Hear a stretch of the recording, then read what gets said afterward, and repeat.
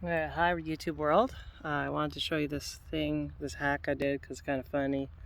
Anyway, I'm going to flip the camera around now. Alright, so here I've got my Jang? Yeah, my Jang JP-1 seeder that I love with the debris disc attachment on the front. Alright, so here's what's up. My sprocket wheel. This runs the actual rollers. Focus here. Runs the actual rollers. And I hear a tractor in the distance. Is that on our property? Sounds like it. Guess we'll find out shortly. Sorry.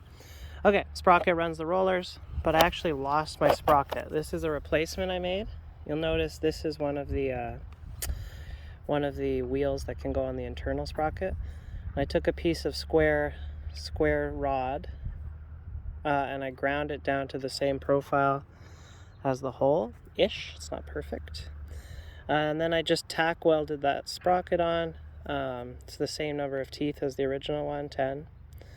And yeah, it works a treat. I must say it's a bit hacky for sure, but it saved the day because I had to order a new sprocket and it's going to be a couple days to get here. But in the meantime, I can plant out this field no problem. I just went and did a couple beds here with this really hacky fix here. So yeah, I just tack welded it enough so I could smack it off with a sledgehammer later and retrieve the gear, but otherwise it's working good.